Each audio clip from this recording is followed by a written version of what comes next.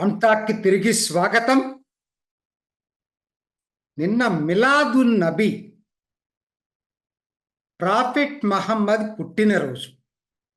ఆ సందర్భంగా ఇరానీ మత నాయకుడు, సుప్రీం లీడర్ అంటారు, ఆయన ప్రభుత్వంలో ఉండడు, కానీ ఆయనకు తెలియకుండా ఏది జరగకూడదు. ఆయన పేరు సయ్యద్ ఆలీ హుస్సేనీ ఖమేనీ. ఇరాన్ అధ్యక్షుడు నియామకం కూడా ఆయన కనుసన్నల్లో జరగాలి. ఆయన ఒప్పుకుంటేనే దాన్ని ఆమోదించినట్టు, లేకపోతే లేదు. అంతటి పవర్ఫుల్ డిఫాక్టో లీడర్, ప్రభుత్వ అధినేత అనుకోండి ఒక విధంగా. అధ్యక్షుడు నామక, ఆయనే ప్రభుత్వ అధినేత. అటువంటి వ్యక్తి నిన్న ఎక్స్లో ఒక పోస్ట్ పెట్టాడు, ట్వీట్ చేశాడు. ఏమని? గాజా, మయన్మార్ లాగా భారత్ ముస్లింల పరిస్థితి దారుణంగా ఉందట. ముస్లిం ప్రపంచం మరి దీనికి సమాధానం వెతుక్కోవాలన్నట్టుగా మాట్లాడాడు. అంటే అసలు గాజాలో ఏంటి? గాజాలో వాస్తవానికి ఏంటి? అది ఎప్పటి నుంచో జరుగుతున్నటువంటి యూదులకి అక్కడ ముస్లింలకి మధ్య జరుగుతున్నటువంటి పెద్ద యుద్ధం. అది ఎప్పటి నుంచో, ఇప్పుడు జరుగుతున్నట్టు వదిలిపెట్టండి, చరిత్రలో చాలా ఉంది అది. రెండోది మయన్మార్లో ఏంటి? అరకాన్ స్టేట్లో రోహింగ్యా ముస్లిమ్స్, బౌద్ధులు అక్కడి నుంచి వాళ్ళని బలవంతంగా తరిమేస్తే బంగ్లాదేశ్కి వచ్చారు, అక్కడి నుంచి భారత్కి వస్తున్నారు. ఈ రెండింటికి భారత్కి పోటీ ఏంటో నాకు అర్థం కావట్లేదు. అసలు భారత్లో స్వాతంత్రం వచ్చిన తర్వాత ముస్లిం జనాభా పెరిగింది తప్పితే తగ్గలేదు కదా. డెమోగ్రఫీస్ మారిపోయినాయి కొన్ని రాష్ట్రాల్లో. అయితే అస్సాంలో ఆల్మోస్ట్ మెజారిటీకి వస్తున్నారు. వెస్ట్ బెంగాల్లో 32-33% ఉన్నారు ఇవాళ.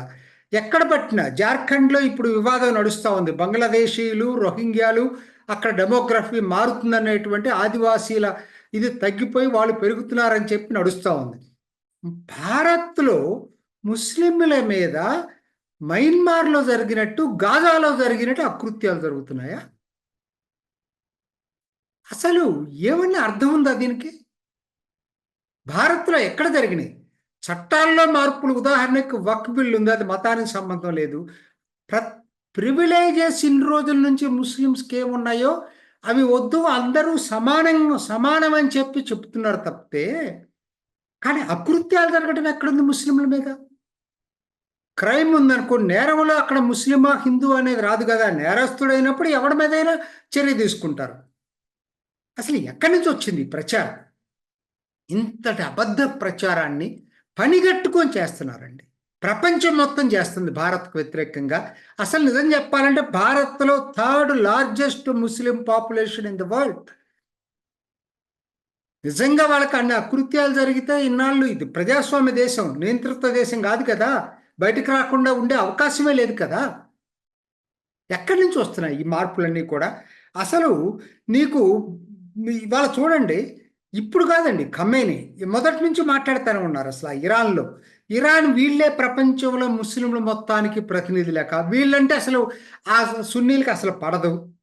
అసలు ఒక విధంగా వాళ్ళ వారిలో ఈయనేదో నేను ఛాంపియన్ అని చెప్పుకోవాలని తాపత్రయపడుతున్నాడు తప్పితే వాళ్ళెవరు ఈయన రికగ్నైజ్ చేయట్లా. అది మర్చిపోవద్దు మనం. తర్వాత ఇప్పుడు కాదండి, 2019 ఆగస్టులో ఇది ఆర్టికల్ 370 రద్దు చేసినప్పుడు ఇదే మాట్లాడాడు. 2020 మార్చిలో ఈశాన్య ఢిల్లీ ప్రాంతంలో జరిగిన హిందూ ముస్లిం ఘర్షణల్లో ఇదే మాట్లాడాడు. 2002 గుజరాత్ అల్లర్లో ఇదే మాట్లాడాడు. ఈ ఖొమైనీ కాదు, ఇంకో ఖొమైనీ, మొత్తం మీద వీళ్ళే మొత్తం. అల్లర్లు అంటే రకాలండి. అల్లర్లు అంటే ఏంది? ఇద్దరు ఘర్షించుకున్న దాన్ని అల్లర్లు అంటారు. గుజరాత్లో జరిగిన, మీకు ఈశాన్య ఢిల్లీలో జరిగిన అల్లర్లు అవి.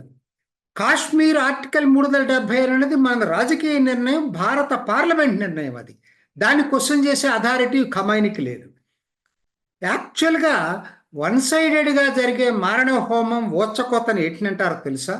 1984లో జరిగినటువంటి సిక్కుల ఓచకోతని, 3000 మంది సిక్కుల్ని వన్ సైడెడ్, అక్కడ అల్లర్లు కాదవి, వన్ సైడెడ్ సిక్కులు ఇది తలపాగా కనపడితే నరికి పారేశారు. అట్లానే 1989-90లో కాశ్మీర్ లోయలో జరిగింది అల్లర్లు. అల్లర్లు కాదు, ఊచకోత అది కూడా. ఏంటి, కాశ్మీర్ మసీదుల దగ్గర నుంచి లౌడ్ స్పీకర్లతోటి హిందువులు బెదిరించడం ఏంటి, మహిళల మీద మానభంగాలు చేయటం ఏంటి, చివరికి భయపడిపోయి వాళ్ళు అక్కడి నుంచి మొత్తం కూడా వలస వెళ్ళారే వేలాది మంది హిందువులు. అటువంటి అండి అన్యాయ అకృత్యాలంటే. అల్లర్లు అకృత్యాలు కదా, అల్లర్లు జరగటం మంచిదని ఎవరు చెప్పరు. అల్లర్లు జరగటానికి రెండు వైపులా కారణాలు ఉంటాయి, అది మర్చిపోవద్దు. ఒకవైపు ఉండదు, ఇద్దరు రెండు వైపులా రెచ్చగొట్టే వాళ్ళు ఉంటారు, జరుగుతూ ఉంటాయి. అది నేను దాన్ని దీంతోటి పోల్చొద్దు. ఎక్కడల్లా జరిగినా అందుట్లో ముస్లిమ్స్ ఉంటే వాళ్ళ తరఫున మాట్లాడటం అనేది ఒక ప్రభుత్వ అధినేతగా ఖమైనీకి తగదు. ఆయన మామూలు మతనాయకుడే కాదు, ఆయన సుప్రీం లీడర్ ఇరాన్కి, అంటే డిఫాక్టో లీడర్ ప్రభుత్వానికి. ఆయన ఆచితూచి మాట్లాడేటప్పుడు ఇటువంటి మాట్లాడటం కరెక్ట్ కాదు. భారత ప్రభుత్వ విదేశాంగ శాఖ కరెక్ట్గా చెప్పింది, ముందు మీ అద్దంలో మీ మొహం చూసుకోమని చెప్పింది. ఎందుకు చెప్పింది తెలుసా? మైనారిటీలు ఇరాన్లో ఎట్లా ఉన్నారు ఒక్కసారి మీకు అందరికీ తెలిసి ఉంటుంది. నా చిన్నప్పుడు వినేవాడిని, బహాయిలు మన ఢిల్లీలో వాళ్ళకి ఒక పెద్ద టెంపుల్ కూడా ఉంది, లోటస్ టెంపుల్. బహాయిలు ఇరాన్, ఒరిజినల్గా వాళ్ళది ఇరాన్ ప్రాంతం. వాళ్ళు అక్కడి నుంచి ఆ మత విశ్వాసం వాళ్ళు పెట్టుకున్నారని వాళ్ళని పర్సిక్యూట్ చేసినందుకు వాళ్ళు ప్రపంచం మొత్తం పారిపోయారు. బహాయిలు ఎవరండి దీనికి కారణం? మీరు కాదా? అక్కడ దాకా ఎందుకండి, మనకి రిలేటెడ్ బెలూచీలు. ఆఫ్ఘనిస్తాన్లో ఇప్పుడు బెలూచీలు చెప్తున్నాం కదా, ఈ పాకిస్తాన్లో ఉన్న బెలూచీలు, అది కింద భాగంలో ఆఫ్ఘనిస్తాన్లో సిస్తాన్ అనే ప్రావిన్స్ ఉంది, అక్కడ బెలూచీలు ఉన్నారు. వాళ్ళు చాలా ఎన్ని అకృత్యాలు జరుగుతున్నాయంటే వాళ్ళ మీద. వాళ్ళేంటి, బెలూచీ స్వాతంత్ర పోరాటంలో సిస్తాన్ కూడా భాగమైనటువంటిది బెలూచీలు నమ్ముతున్నారు. వాళ్ళని అన్యాయంగా బ్రిటిష్ వాళ్ళు ఆఫ్ఘనిస్తాన్కి, ఇరాన్కి అప్పచెప్పారనేది సిస్తాన్ ప్రావిన్స్ని. అక్కడ మైనారిటీల మీద దాడులు జరుగుతున్నాయి. అవి మైనారిటీల మీద దాడులు, వాటిని దాడులు అంటారు. భారత్లో ఎక్కడ ముస్లింల మీద దాడులు జరుగుతున్నాయండి? ఎక్కడి నుంచి వస్తున్నాయి మీకు ఇటువంటి ఆలోచనలన్నీ కూడా? మీరు ఇవన్నీ అవసరం లేదండి. మీరు ఇరాన్ మొత్తం షియా తెగకు సంబంధించిన ముస్లింలు. మీ పక్కనున్న పాకిస్తాన్, ఆఫ్ఘనిస్తాన్లో పరిస్థితులు ఏంటండి? అసలు షియాలు ముస్లింలు కాదని వీళ్ళు ఫండమెంటలిస్టులు నమ్ముతున్నారు. ముస్లింల్లో సున్నీల్లో ఒక తెగ, అంటే ఒక తెగ కాదు, సున్నీల్లో ఈ ఫండమెంటలిజాన్ని నమ్మేవాళ్ళు షియాలు అసలు ముస్లింలు కాదని చెప్పి తెగ నరికేస్తున్నారు. పాకిస్తాన్లో ఎన్ని మసీదులు, షియా మసీదుల దగ్గరికి వెళ్ళి బాంబులు పెట్టి సూసైడ్ బాంబులు పేల్చుకున్నారు. షియాలను ముస్లింలుగా రికగ్నైజ్ చేయం, వీళ్ళు ముస్లింలు కాదు అని చెప్పి. ఆఫ్ఘనిస్తాన్లో హేరత్ ప్రావిన్స్లో కూడా అదే పరిస్థితి. మీకేదైనా దమ్ము ధైర్యం ఉంటే అక్కడ వాళ్ళకు వ్యతిరేకంగా ఫైట్ చేయండి. మీ తోటి ముస్లిం దేశాల్లో మీ షియా తెగ వాళ్ళని నరికి పారేస్తా ఉంటే వదిలిపెట్టేసేసి భారత్ గురించి మాట్లాడతారు. భారత్లో ప్రపంచం మొత్తం మీద షియాలు అత్యంత భద్రంగా ఉన్న దేశం ఏదైనా ఉందంటే అది భారతదేశం. భారత్లో సున్నీలతో పాటు షియాలు, బొహ్రాలు, ఆఫ్ఘన్సు అందరూ కూడా సమానంగా ట్రీట్ చేయగలుగుతున్నటువంటి ఏకైక దేశం భారత్.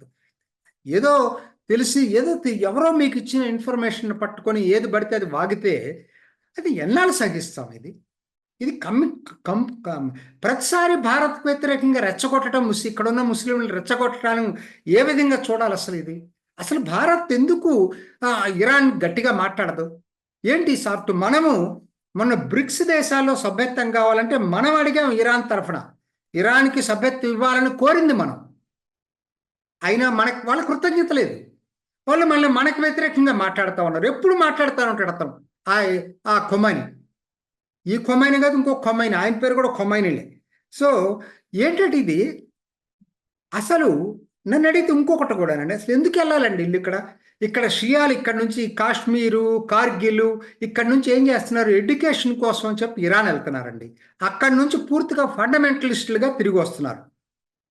భారత్ తక్షణం దీన్ని ఆపేసేయాలి. అసలు ఇరాన్తో సంబంధాలు పునరాలోచించుకోవాలి ఇంకొకసారి. ఈ పద్ధతుల్లో గనక ఇరాన్ గనక బిహేవ్ చేసేటట్టయితే ఇది కరెక్ట్ అయినటువంటి పద్ధతి కాదు.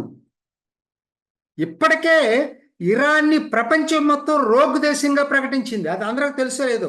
పాశ్చాత్య ప్రపంచం, అమెరికా అయినా, యూరప్లో ఎక్కువ దేశాలైనా ఇది ఒక రోగ్ కంట్రీ. నార్త్ కొరియా లాగా ఇరాన్ కూడా రోగ్ కంట్రీ అని చెప్పి ప్రకటించారు. ఎందుకంటే అన్ని చోట్ల రెచ్చగొట్టేది వీళ్ళే.